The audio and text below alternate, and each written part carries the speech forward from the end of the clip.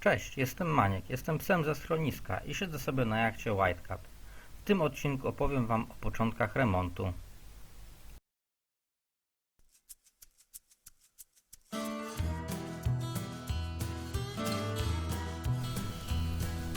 Zaczęliśmy od demontażu wszystkich elementów wyposażenia dachu sterówki. Z częścią poszło łatwo, niestety niektóre elementy były zamontowane na zwykłe ocynkowane wkręty. Oryginalnie wszystko było na mosiężnych albo nierdzewnych, ale dach sterówki na pewno już jeden większy remont przeżył.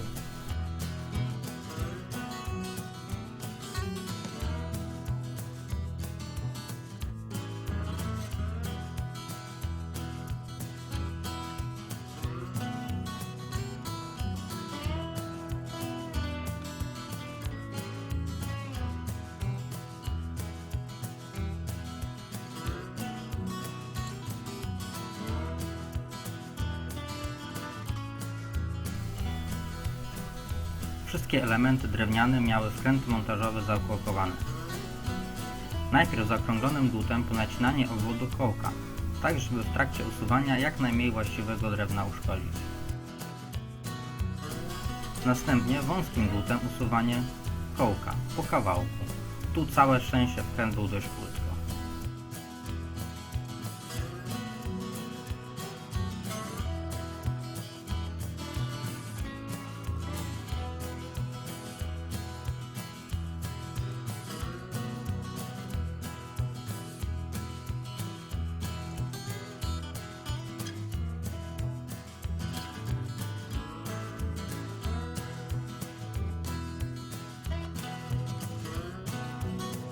Po zgrubnym usunięciu kołka wkracza wiertło zeszlifowane na końcu, tak aby oczyścić ściany otworu.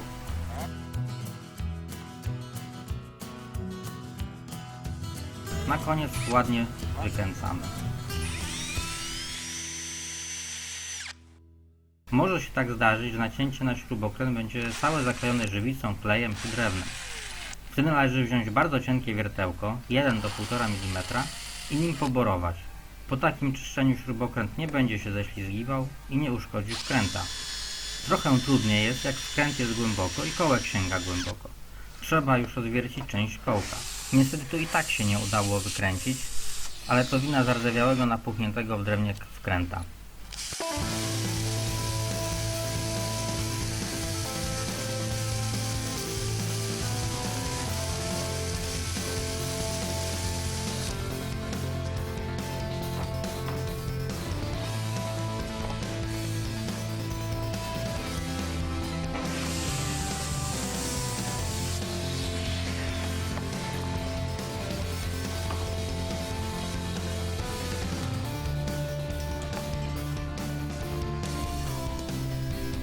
Podczas próby odkręcania ważne jest, aby najpierw poruszyć wkręt zwykłym śrubokrętem, a dopiero później można użyć wkrętarki.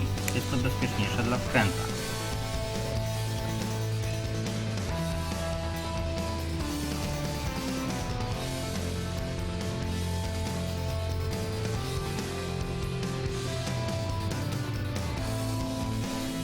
Cienka warstwa laminatu poliestrowego schodziła ze sklejki bez najmniejszego problemu. Pod spodem wszystkie wkręty zaszpachlowane. Odbicie szpachlówki idzie bezproblemowo. Oczywiście prawie wszystkie wkręty wymagały czyszczenia cienkim wiertłem.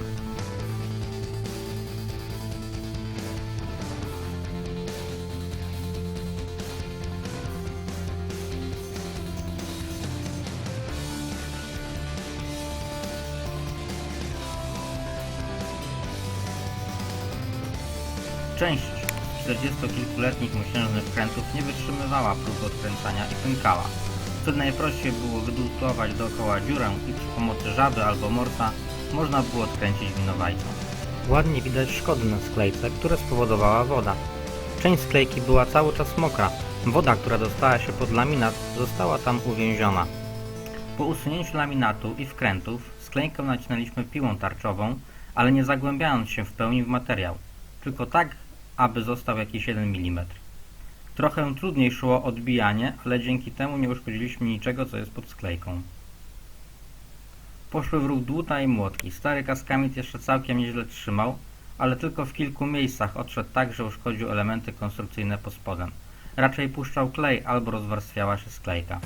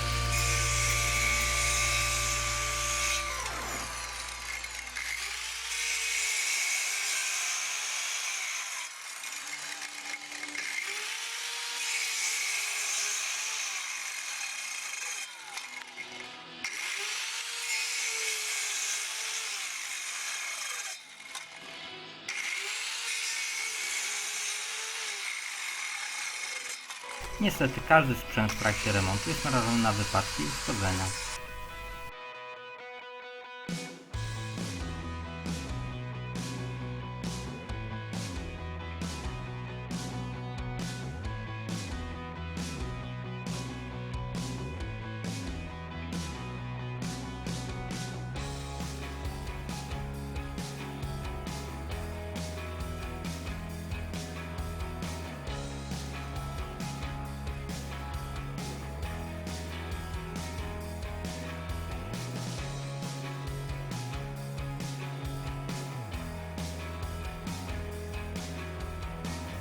Prowadnice Skylightu niestety zostały przykręcone na ocynkowane wkręty.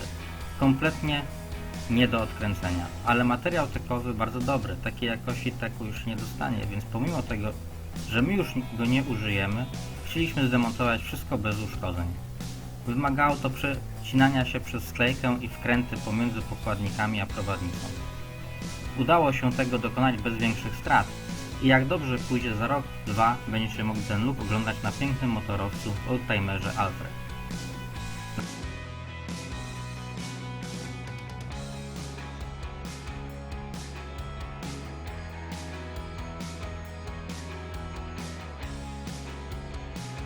Na koniec tego etapu zostało wstępnie oczyścić pokładniki, tak żeby móc lepiej ocenić ich stan.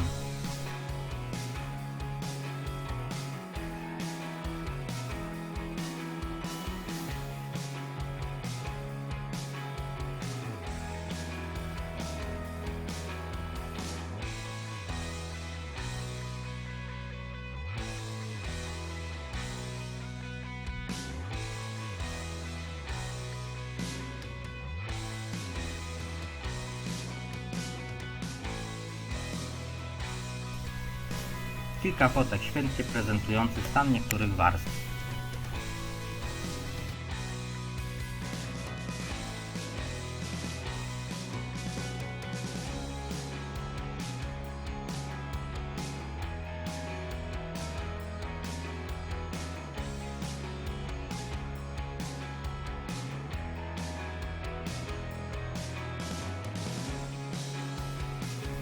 I to by było na tyle w tym odcinku. Jeśli się Wam podobało, dajcie łapkę w górę i subskrybujcie. Niebawem kolejne dzieje remontowe, a w nich wahania co i jak wymieniać oraz o klejeniu pokładników.